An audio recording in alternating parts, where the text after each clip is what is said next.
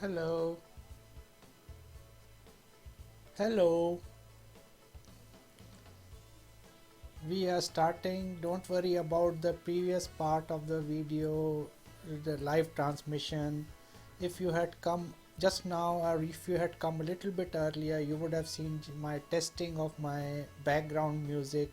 Sometimes the volume has to be balanced, but once the transmission is over, then I go to YouTube and I trim the video, the beginning portion, testing portion. I have to trim that, and then the video becomes a little bit shorter and starts at the right place. So thank you for your patience.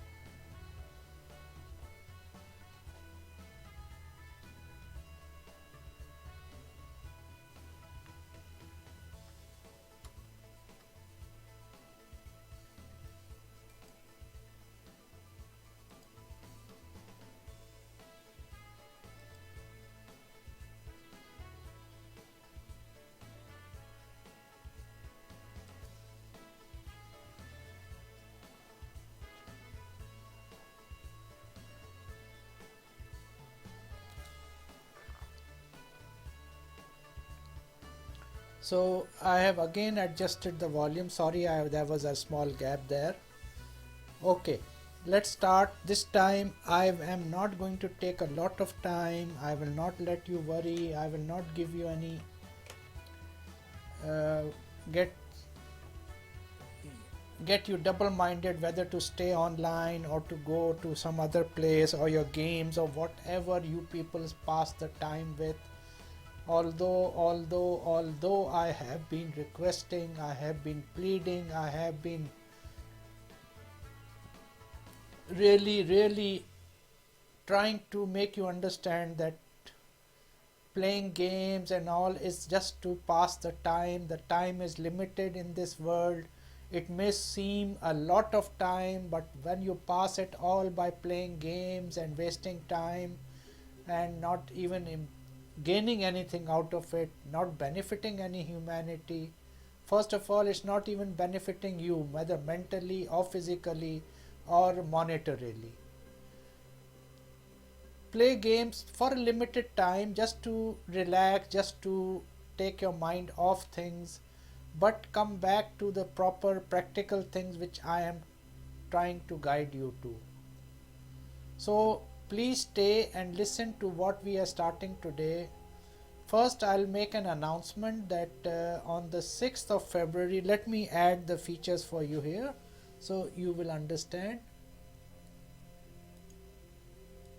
Here we go.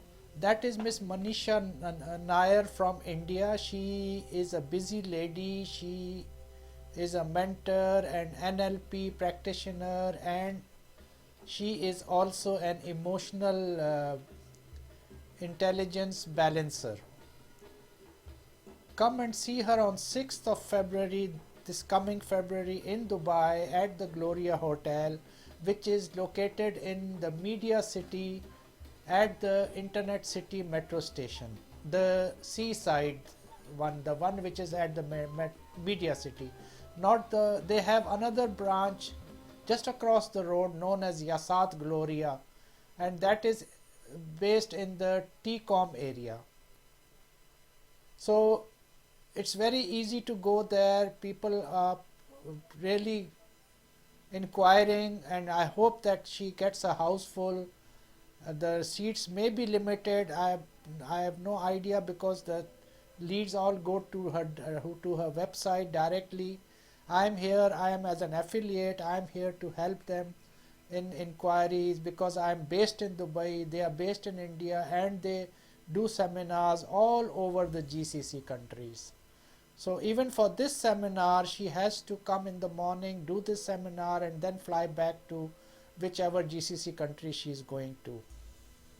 So all all the best to Miss Manisha, the hard-working lady. When you even hear her story, how she came to this position, you will marvel at her, and you will wish that you could also teach your children to do what she has done. So this was about Miss Manisha. Now I'll come back to what I was Yeah, I had told you on Thursday. Let me clear this thing again. So Thursday we were on the brain, subject of the brain. O human, heal thy brain. And as I had told you that the brain is just a hardware stuck here in this small skull we have.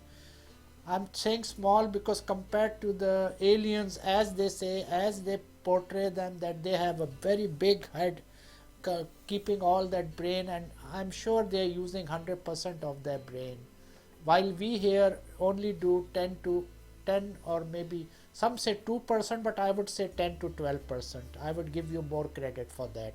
I mean, give us, all the humans.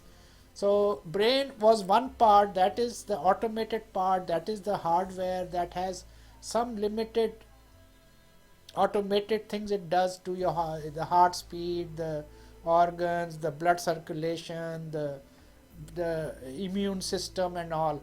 But now I'm coming to the part which will really interest you, which is your ID, which is your ego, which is your identity, I should say the full word, and which makes you what you are, which has your name, which is what makes you tick, which makes is what makes you what you are, and that is your mind. And now I'll give you the power of your mind. I'll make you realize what great thing God has given you, what a gift God has for you. Yeah, only if we could use it properly. And I will show you what power that mind has. You can create as many worlds as you want, you can create as many planets as you want, you can create as many universes as you want, because all thoughts, they are creators. Every word you utter which comes out of your mouth has weight, has vibes. Those are the vibrations which start accumulating, and they become stronger and stronger and stronger. And that is the power which humans who know how to use it for getting people together to their point of view.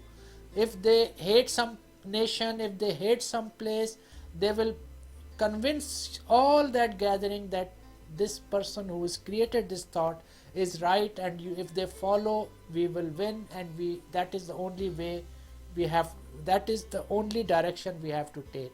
And they start wars. They convince you that the nation or the race or the, if it is ethnic cleansing or whatever, that this person is right and that we have to wipe those people off the earth. Remember one thing, it's God's gift. We don't own it, we cannot control it without the will of the creator. God has given us the power to use it, and because we are in this earth where everything is scripted, every person has to play a role. Although we are supposed to be free willed, but still there are strings which are being pulled. God can make other humans pull your string, God can give other humans power over you. So it's a role being played, it's a story being folded out. We have no control on those circumstances. We have to only learn how to play our role when the ball is in your court, when it is thrown at you. We have to learn about the cause and effects. We have to learn about the action and reaction. These are the things which we are going to learn today, which I am going to convey to you, how to use your mind for the betterment of humanity. And when the humanity is better, you are included in that. I cannot say that it's for the betterment of you. If you improve alone on this earth and the other humanity is pulling you back or pulling you down, it has no effect. It will not work. In fact, you will be the saddest and most unhappiest human being on earth. So let's start with this thing, the power of thought. As I said, it's a two-edged sword. God has given you two decisions. Always it's a crossroad in this earth while you are here, while you are under training for missions which are greater than you can even imagine, which are out of this world. Here we are just as a transit passenger, we are just passing by. So the from birth to death we are through the test, and as soon as we die, that is our last breath, we are away from that test. Then we are ready for the next mission which God has planned for us. Every person, whether they have done, they have sinned, they are bad, they are good, will be judged, not because those who are bad will be just destroyed and all. God has other missions for them. They play the role of the devil on this earth. Remember, there is good and bad. So bad people are also used to test us on this earth, to test us, to influence us. We have to be prepared for it. Now, the thoughts, as I said, everything has a duality, everything is bad and good, so your thoughts should also be on the good side, the positive side, not the negative side. Because I'll give you an example. When you curse somebody, it is listened immediately, it is followed. Same way as if you praise somebody and you pray for somebody, your thoughts are listened to, your thoughts are registered, they have power, they have their vibrations. So please don't ever curse anybody, don't say bad things about anybody, because you are instigator of the bad fortune of that person. As I said, God is testing us and uses us against other humans. We could play the role of the devil, or we could play the role of the angel. So please listen to me. What I am saying is, listen to me, follow my advice. Control your language, don't make it foul, don't make it use the bad words, you don't use the F words. That may be in the Western countries, maybe people think that if they use that shows their masculinity. For your example, for your information, the female is much stronger than you males, or we males. God has given them much more power. Only thing, God has curtailed their anger, God has curtailed their fighting spirit to calm down, to slow you down. Otherwise there would always be friction. If both of us, male and female, as marriage partners had the same distinction, the same power, then we would always be fighting in conflict. Look at what we do, males. We are always fighting with each other, we are always arguing with each other. It's the females who keep quiet. They know when to keep quiet. They are cautioned by our actions. They also have an ego. They also can blast at you. They have their own rights. But for the sake of the family, for the sake of the children, they prefer to keep quiet, or to slowly and positively and lovingly guide you to the right path. If I am wrong, you can listen to your elders, you can follow most of the stories. That if you are fortunate enough and your wife is the patient person in your family, she will really guide you to your best potential, to what you can achieve in this world. It's always because you have a good wife behind you, guiding you. So remember, please, control your thoughts. That's the first part of the lesson. I told you in many of my videos, if you want to follow what I'm telling you, if you really want to achieve what you want, you have to, that first discipline starts that you have to control your language, you have to control your anger.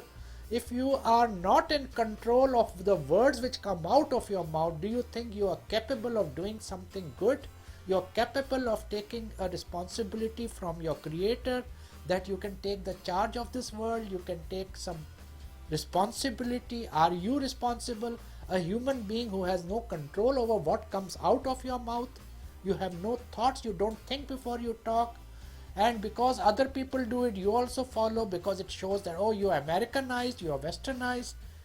Let them use those bad languages, throw it at their own face. Be calm.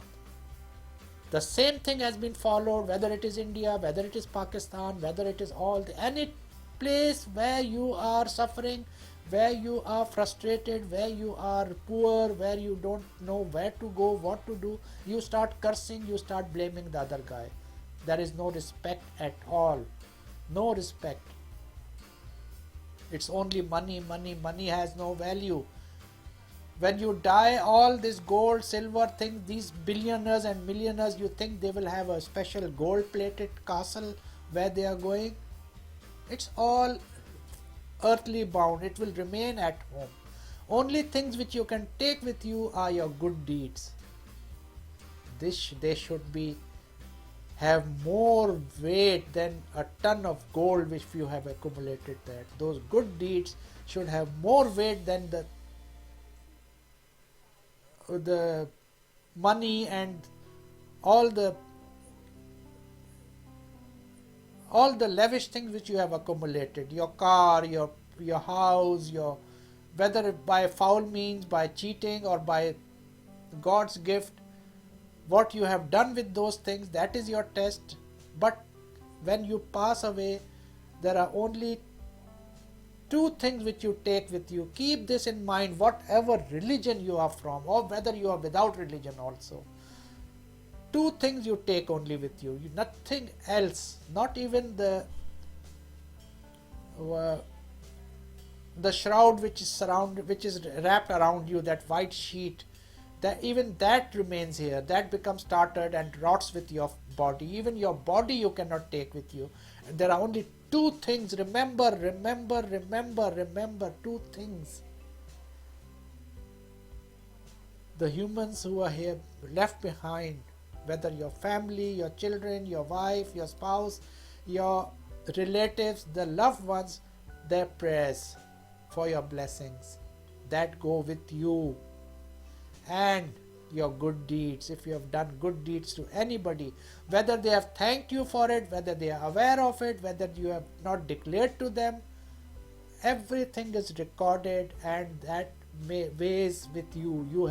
If you have everything will be weighed at the time of judgment for your next assignment.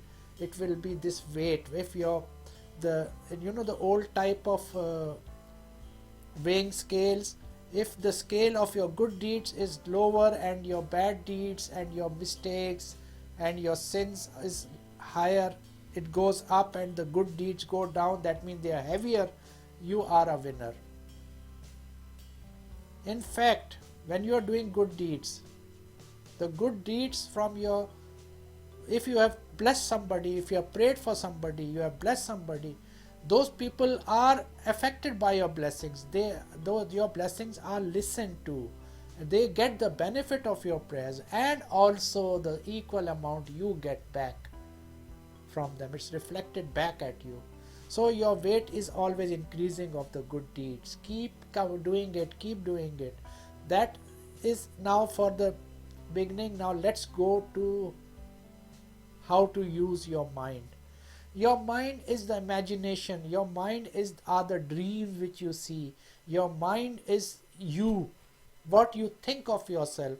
A child of 2 years doesn't even know what is ego, what is I, what is he, what is she.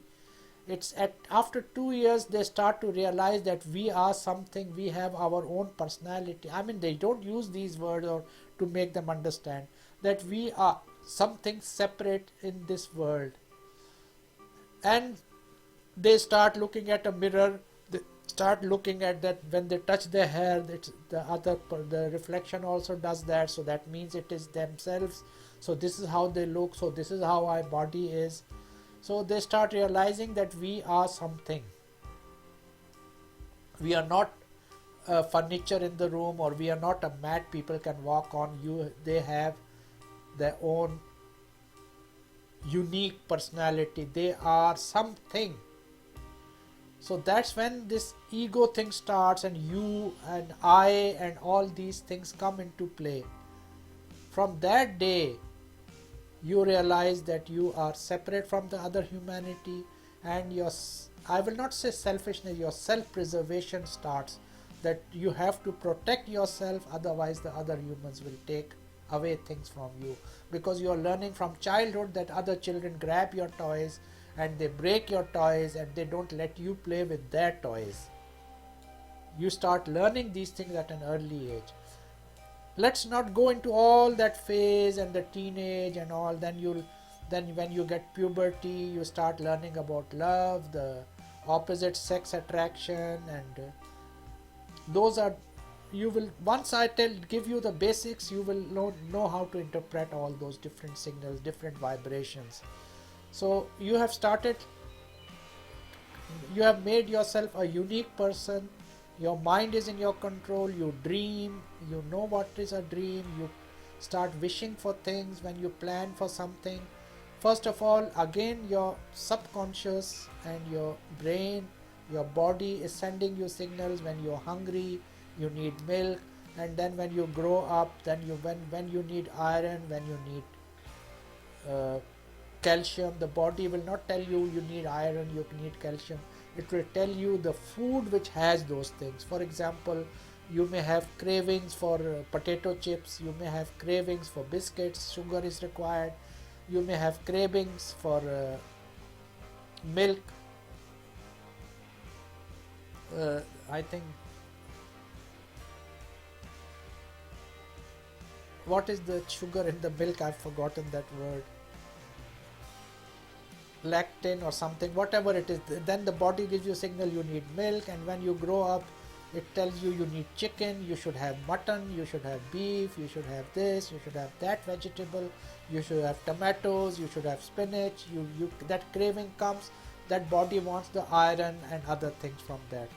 Those are automated signals, those the body is telling you, but your mind is away from all those things. It doesn't interfere with your body's doing. Now, but when I'm coming to your health and self-healing, then your mind is employed to communicate back with the subconscious, to communicate with your body, take over and heal your body.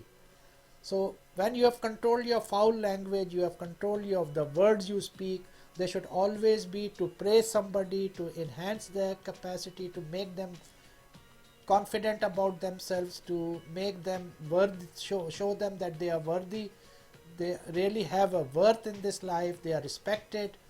If you show them, they will start believing it, and they will, once you believe that you are worth of respect, you are worthy of respect, other people, that message is conveyed by your vibrations, and other people start grasping that vibration, they get the feel of it, and they start respecting you.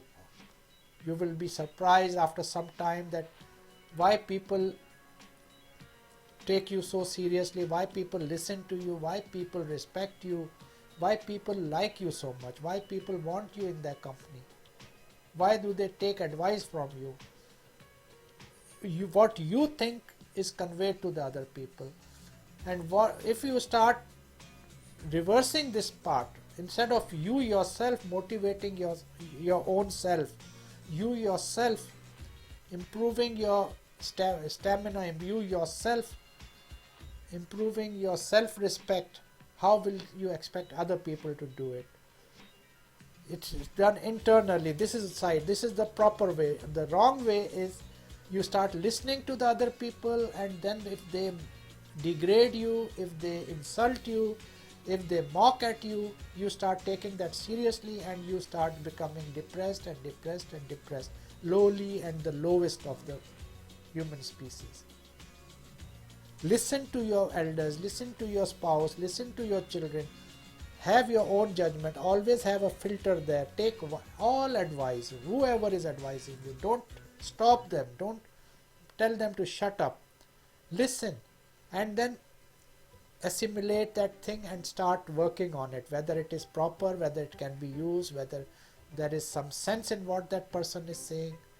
Remember, your mother, your parents, your wife or your husband, they know you better than anybody else. Your children, they are the best judges, because they are blunt, they are open, they have not learned the norms of diplomacy. They will tell you to your face what they think, so they are to be trusted. They have, sometimes they may surprise you with the advice about your nature, about the way you are, what they think of you. This is now coming back to your body, how to heal your body. First of all, the health problems do not start now as long as you do not reach the age of 20. Up to now, if you are blessed, if you are fortunate and you have parents supporting you for your studies, you have no worries, you just come home, eat, dinner is there, your parents look after you, you don't have to worry about clothes, about your pocket money, about your outing with your friends. Whether you are a daughter or a son, you are taken care of. You have, only worry you have is about your exams, about your colleagues in the school, because you're getting along with them, you're learning that part also. Social behavior, your intelligence, your emotional intelligence is coming into play. All those things, you have those problems, and believe me, they are serious problems from your point of view, from your age. We respect that.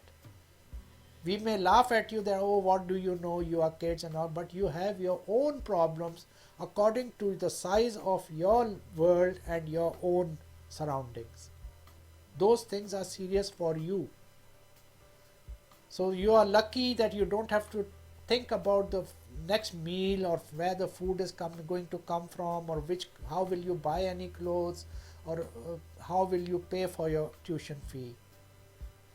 So at the age of 20, you may have finished your education to whatever level it was, and the thought, it depends if your parents are middle class or lower middle class or lower class. Depend, now the frustration, now the pressure of earning starts, and you have to support your family, and you have to think of something. If you want to study further, you have to balance it with maybe part-time job.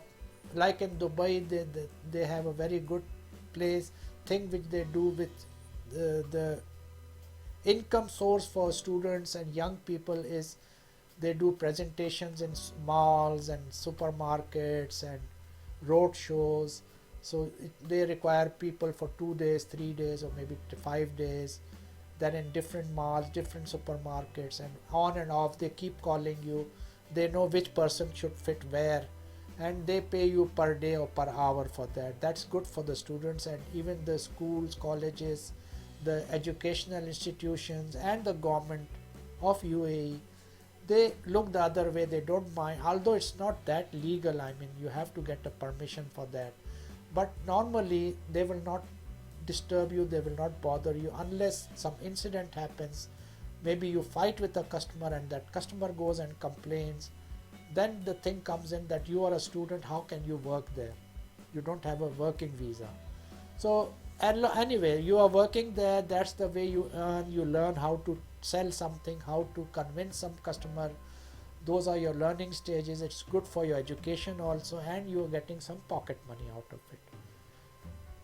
The best person, the best male or female, the son and daughter, or the nephew, or whatever it is, or niece, is that who the first time the income comes to them, the first payment of their fee or the commission or the hourly wage, whatever comes to their pocket, the first time, the first day, they go immediately to their mother or their auntie, whoever is their guardian, whoever is supporting them, and put it in front of them that, look, this is from me to you, my first earning.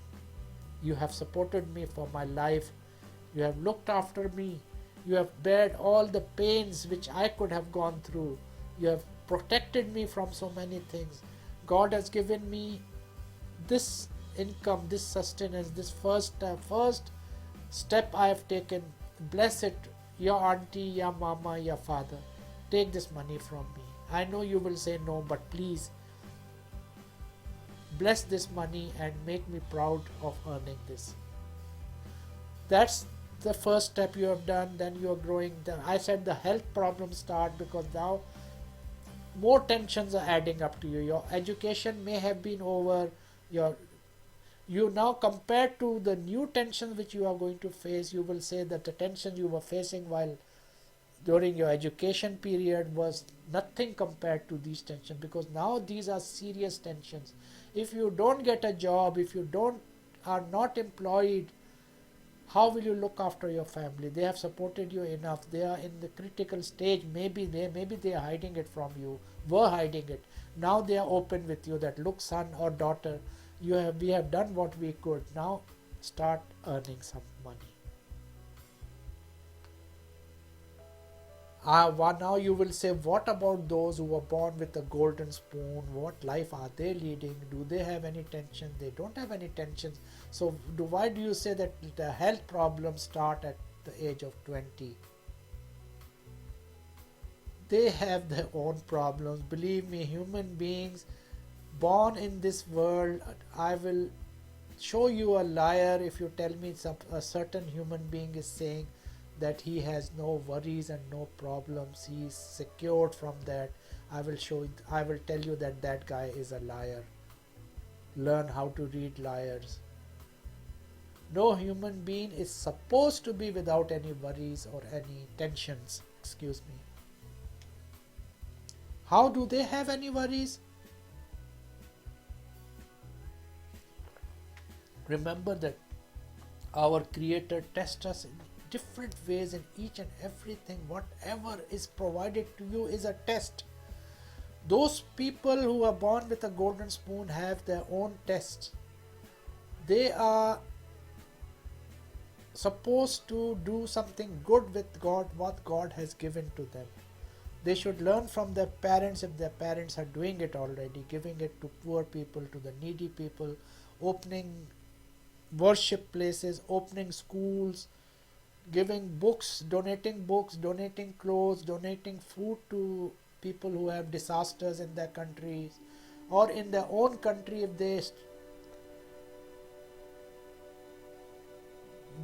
make themselves bold to step out of their arena, their area, and go to these low income areas where poor people are living, see the way they live, see their problems, see their help somebody with their daughter's marriage. If your parents are already creating this scenario for you, you are already learning. But still you have your problems, because now you are fighting with your desires. Which phone to use, which shoes to wear, which brand to buy.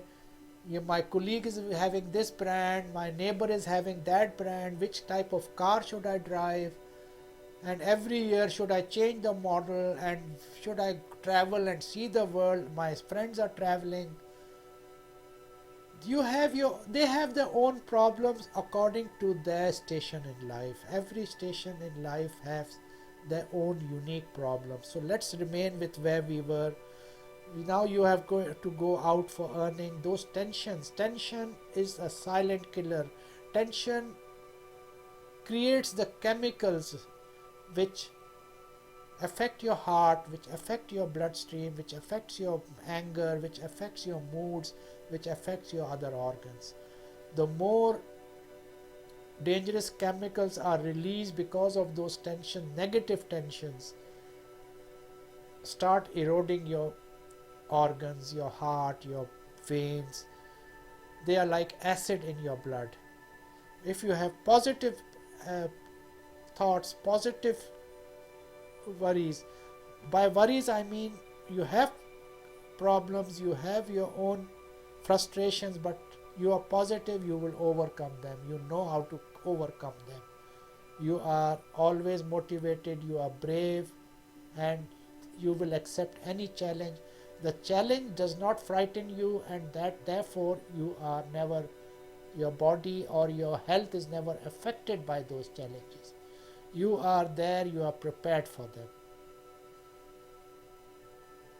Now this tension, if you are taking it negatively, that you are not getting a job, remember I am preparing you for that. If you have not started that yet, if you are at that stage, I pray that God gives you the guidance, because the rejection of when you are going for an interview, the giving of the CVs, the telling of your friends, your network to help you find a job, You are not at the place where you will know what job will suit you, whether you will be happy with them or not.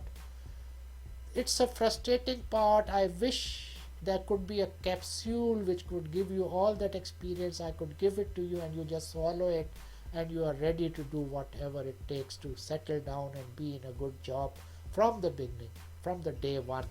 But that's not possible.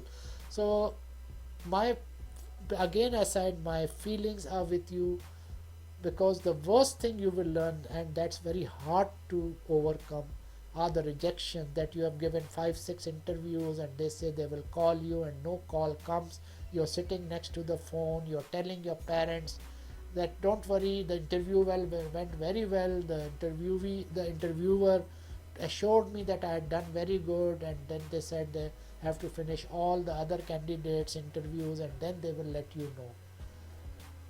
I'll give you a piece of advice. I've learnt it the hard way. I've been through it to so many times, that if your employer is impressed by you at that time of the interview, if they want you, although you are young, you don't have experience, but they know they can groom you according to their way of working. Believe me, if the employer wants you, they will not say, please wait, we have to finish other interviews. They will immediately keep you, they will shortlist you and they tell you, please, we will call you within 1 or 2 days. And that's not because they want to finish the other interview. They'll continue with the other interviews. But they have already selected you. And now only thing they are holding you for 1 or 2 days is for the decision maker, the CEO or the MD who is going to interview you, the final interview. They're holding you for that. They have just shortlisted you. But if they say, please wait, the interviews are not over, there are other candidates, you have to keep praying to God that the other candidates forget the address, they go to the wrong place, they do not come for the interview. Anyway, I'm just joking. Don't say like those. They have every right to get all the candidates they get. May the best person win. I will always say, you have your confidence. And if you are a believer in your creator, that there is a superpowers who knows what is better for you, start respecting these signs. Start thanking God for these signs, because sometime you will get a sign that this job is not suitable for you, and by your rejection maybe they will not hire you, maybe they will not call you. Don't get depressed. Maybe it was better for you not to get that job. You don't know the future. God knows the future. So keep sitting next to the phone and how your heart is pumping and you're praying, oh God, let this call be my selection. Oh God, let that customer call me. Oh God, let that company call me. Every company is the same to you. Every work is the same to you. You're at the first step of your ladder. You're at the first rung of that ladder. You don't know which job is suitable for you. You are just a novice. You are starting now. You are a recruit. You are a sorry, you are a tenderfoot who was going to go and join that company. So if you have done one thing which I should have told you before you went for that interview, let me guide you there. You get an inquiry, you get an answer for your CV by email or by phone. They tell you, this is company so and so, this is our location, come for an interview at such and such time. Good, you have been giving the key to turn and start things in motion. How you do that? I'm talking about this day and this time, the moment where everything is at your fingertips. You just Google that company's name immediately. Find out what that company does. First of all, if there is no website for that company, you can imagine what type of company that is. Is it suitable for you or not? Are they that advanced or not? They should have a website because they have an email. Nowadays, without email, nobody does. Sometimes people just open a website for the sake of a website, just to have an email address. So you go to that websites. If it is a good company, they will have all their records, their subsidiaries, their work, everything will be there. You will start doing your homework. Sometimes they even give you the decision makers' names there, who's the CEO, their nationality, and what is the purpose of that company, what do they produce, what is, are they service oriented, or are they importers exporters, or are they manufacturers, so what do they manufacture. Do that homework. Then once you know what they produce, for example, I'll give you that the it's from a soft drink company. Okay, they want you in the sales field. Immediately after you have finished all this from this company, note down these things, then you go to the competitors of that company. How will you know the competitors of that company? Google soft drinks and they will give you all the producers of soft drinks, that particular soft drink, that type of soft drink. Orange Aid, or maybe it's Coke, the basic is of Coke and basic is of orange, or whatever it is. I don't know all these soft drinks. Get all the other manufacturers, find out their production. Some companies brag about the area and the market share they have and how much business they do. That is for the sake of shareholders and people who want to invest, and to impress the employees, and to threaten their competitors. Whatever reason, get those facts also. Prepare them. Put them side by side. Your company which you are going for an interview and the competitors, what they do, what they want to do. You have gotten the name of the CEOs, wherever you could get them from Google. You are prepared. Now go to the supermarket next door or inside your building. That's the third step after the competitors, and check those products. Whatever brand there was it available in that supermarket? Is it very popular? Do you yourself like it? Buy the ones which from the company you're going for an interview. If it is not available at your supermarket, go somewhere with a mega mall where all type of brands are available. Ask for it. What do those supermarket people tell you? Whether, oh, it's not very popular, oh, we have not even heard of it. Get that opinion, note it down. Don't leave everything to memory. Note it down. Like you are doing a research. It's a research paper for you. Then if you get hold of that brand, bring it home. If it is supposed to be chilled, chill it. If you don't have enough time, put ice in it and taste it, drink it. Would you like it? Would you buy it? Or if there is something missing, what taste would you like it to be improved to? How would you want them to change that taste, and how would you want them to change the packing on the tin, or what other information you should have on that can or the bottle or whatever it is. You have done your research, you are ready for your interview. Add your date of birth and the educational certificates, whatever you have, or if they have not been issued yet, just give them that they will be available at a certain time. Your degree, whatever it is, or your diploma. You go for the interview dressed not very formally, just casually, but with a tie, and clean iron clothes, polished shoes, well groomed, hair made up. If you wear a cap, wear it, but at the time of interview, take off your cap, settle your hair, and wait at the reception area where they will announce yourself. Let them know you are there, what time the interview is supposed to be, with whom. So the secretary will arrange that thing, and then you will be called for that. Sometimes some places they may not be punctual, although you have been there 10 minutes earlier, which you should always do for your interviews. In fact, you should be there in that building, in that area, half an hour before the interview. If you are driving or if somebody is dropping you, you may have to search for that area. You may not find the building. Don't ever make excuses. Sorry, I was finding the building. Sorry, there was no parking. That is a bad start for an interview. It's not positive. So you have done whatever it is. You have found the parking. Whoever has dropped you will come back for you. or they will remain downstairs. You have found the building, now you are there. Coming 10 minutes early does not put you down, does not show you as desperate. In fact, in good companies, they will mark that in your favor, that you are punctual. Not only punctual, you are extra punctual, you're extra cautious. Anyway, you are announced and you go to the interviewer's room. You confidently announce your name and tell them that you have been called for the interview, and are you Mr. So and so.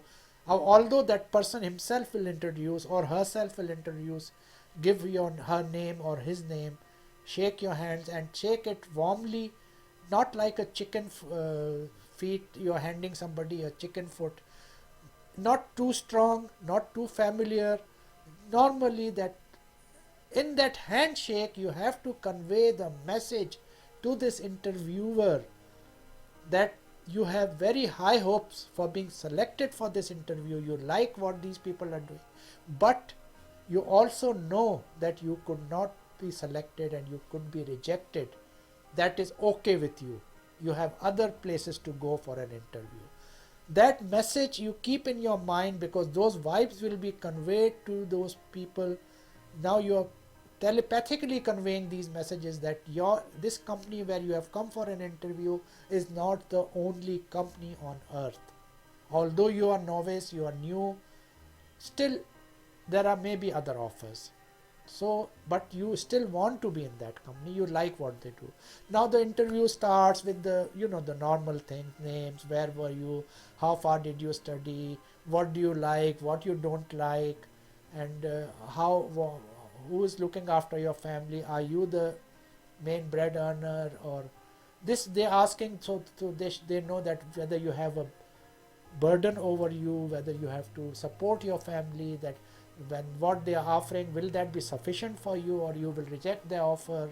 So they are evaluating you. Remember, when you see, if ever you have seen a wrestling match, although I don't like wrestling and boxing and all, if you have seen a wrestling match on the TV, first of all, both the wrestlers, they shake hands.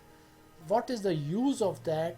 Is not because they are courteous and they respect each other, they hate each other's guts, but the way they shake hands, they are testing each other's strength, how to handle this other guy. Now, with these questions, your interviewer is testing you, what type of offer to give you, what is your worth, where they can fit you. They are trying to judge it within seconds. They are trying to get your first impression, as they say. Be very polite, tell them whatever the situation is. Now tell them, after they have asked you these questions, they may ask, normally 90% of the time this question will come, what do you think of our company? Here is the failure or the winning point you can achieve, because they are testing you whether you have done your homework, whether you have done your research. Many people, you'll be surprised, in those interviews will say, I don't know, what do you do? Oh yes, I've heard of this name. Oh yes, I have seen this can somewhere.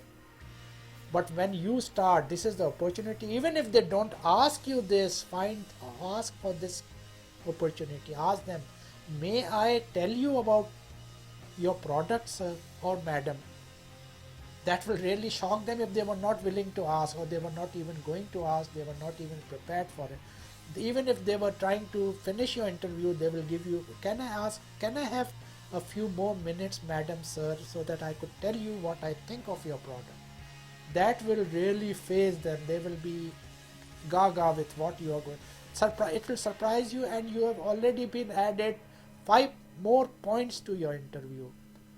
Now you tell them that I have done this research, I have seen your competitors, this is the product you make, this is just a suggestion if you could add this, or when I tasted the product. Don't tell them, oh, I'm your fan, I drink this product every day. No, don't be very frank that I did not know about your product unless you called me, then I did my research, I tasted your product, I liked it. Be honest, I liked it, it was good, although if you could add a little bit more tang in that orange juice, make it orange lemon sort of thing, that would also, or maybe you create another product like that. But if on the can the information was not sufficient, the recipe, the ingredients in that can. If you could add that, would be very good. Now selling it in the market, I have studied the areas, I have studied your competitors. This is where they lack, these are where their weak points are. This is from my side as a young person. You are my senior, you are the experienced person, but this is a small advice from a small person like me. I would really love this challenge if I could get this job. This opportunity, don't use the word job, sorry. If I could get this opportunity to serve you. That's it. Tell them thank you very much. Now I would like to take my leave. Uh, Somebody is waiting for me downstairs, even if they are not waiting. Don't, if they tell you please wait another 15 minutes, please wait another half an hour. No, if they are telling you to wait to see the CEO, may they want to introduce you to the CEO immediately, that's the opportunity you are waiting for. Then don't tell them, okay, I'll phone the person who's waiting for me. They can wait a little bit more. I would be honored to meet your CEO now, and I'm really grateful to you for that. But if they don't say that, just take your excuse, leave with a very good impression, say bye bye to the secretary who had sent you inside, tell them to take care, and please, I hope you will call me. That's it. You have closed the door, you are out of that building. Immediately, as soon as you enter the lift or you enter the staircase, don't forget to pray to God, thank God, be grateful for that interview. That interview could become your livelihood. That interview could be your lifelong profession. I will end this transmission now. I have said enough. I hope you can glean the gems which were inside. It's like mining for gold or mining for diamonds. They are there, but you have to really hunt for them during these lectures. Okay, so thank you very much. As usual, you have been very kind. You have found the time. You have given this humble person the chance to convey what my heart, again I say, my heart is not an emotional thing, but in the sayings they always use the word heart. I will say it's the mind, the part of my mind which cares for other human beings, is always grateful to you for what you have shared with me, your time and your willingness to listen to me. I can also reciprocate with you. I hope you will give me that chance all the time. So thank God for this interview, and now the things are in your hand, oh my Creator. And then you rush down or whiz down in the lift, and whoever is waiting there, if they were waiting there, or whenever they come to pick you up, hug them, thank them also for giving you for raising you to this stage where you are at a stage where you can go and give an interview, and with confidence you have given that interview. So I'll end this. Thank you very much. This was like an interview for me. I hope you will pass me and I will get more opportunity to serve you. Thank you. Bye. God bless.